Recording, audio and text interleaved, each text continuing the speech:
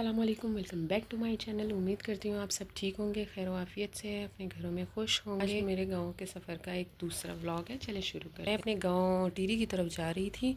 ये वहाँ के खूबसूरत मनाजिर हैं। कोहाट करक साइड पे वैसे भी बहुत कम ही ऐसे मौके मिलते हैं कि ग्रीनरी मिले, ज़्यादातर खुश्क इलाका है। तो यहाँ के आप खुश्क इलाके भी देखें, वरना वीडियोज़ में तो आप लोगों ने ग्रीनरी बहुत देखी होगी पेशावर साइड की सबकी, तो ये खुश्क इलाके हैं।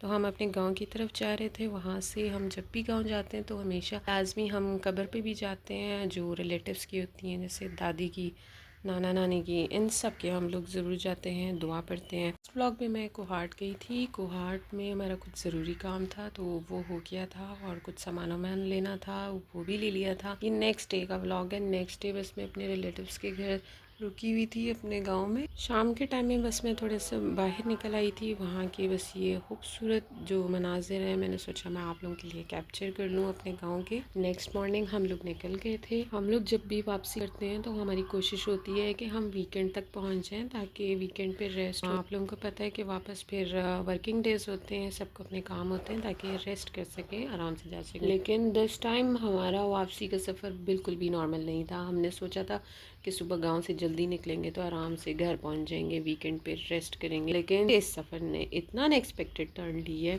जो कि मैं नेक्स्ट व्लॉग में आपको डिटेल से बताऊंगी। लेकिन यहाँ मैं स्टार्टिंग में ही बता देती हूँ, हम लोग बस का वेट करते रहे। बस जो है तकरीबन 2 घंटे वो लेट आई है। वो असल में जब कराची से आती है गाँव, तो गांव से फिर वो उसी टाइम दोबारा निकल जाती है ना, दूसरी बस नहीं होती, वो ही सेम निकल जाती है। बस वो आई भी लेट है, फिर यहाँ से भी लेट निकली है, और फिर वही जगह जगह स्टॉप।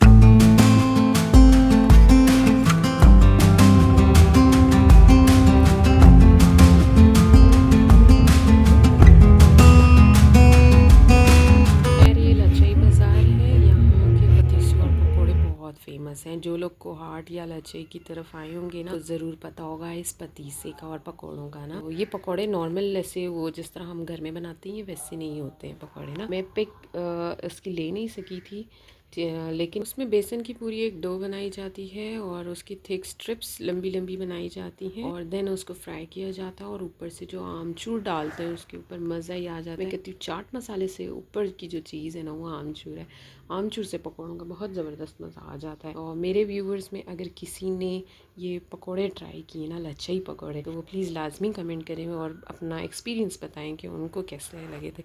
मुझे तो बहुत पसंद है। और ये भी एक स्टॉप था, यहाँ पे भी कुछ पैसेंजर ने बैठना था, तो नेक्स्ट स्टॉप जो है इनका कोहाट था। मेन जो बस टर्मिनल है इनका कोहाट में है, तो वहाँ पे अगेन इतना वेट इन्होंने कराया। ऊपर से बस की जो सर्विस थी वो वहाँ पे होती है। यहाँ से जब कराची से ये गांव जाती है तो इनके पास टाइम नहीं होता है वापसी में, बस ये कोहाट में, तो वहाँ इतना टाइम इन्होंने लगाया।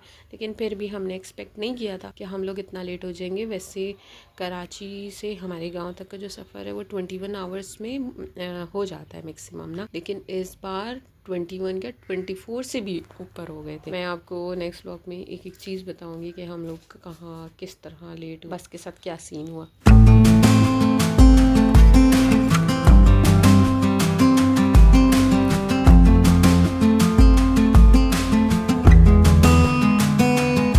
बातों बातों में तो मैंने एक क्लिप देखा ही नहीं कि हम लोग कहाँ से गुजर रहे थे। तो हम लोग ये अटक डिस्ट्रिक्ट पे पहुँच गए थे। वहाँ के पीके ख़त्म हो गया था, पंजाब स्टार्ट हो गया था।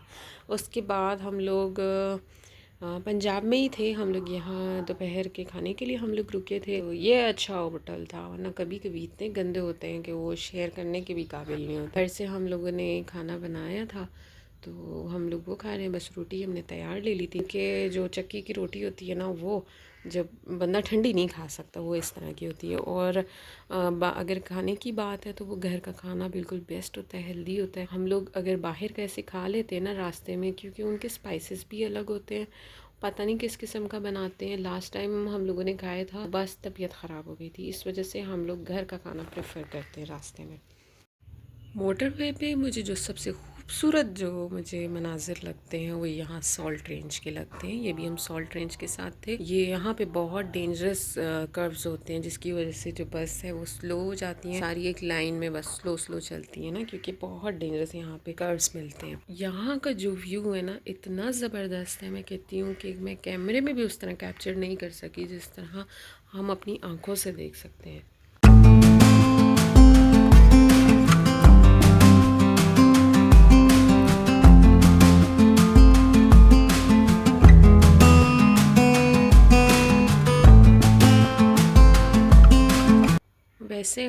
सुबह के 6-7 बजे तक कराची पहुंच जाते हैं, लेकिन इस दफ़ा ये हुआ कि रात के टाइम जो है वो गाड़ी का टायर ख़राब हो गया। एक जगह वहाँ पे ठीक किया, फिर दूसरी जगह वो टायर ही बर्स्ट कर गया।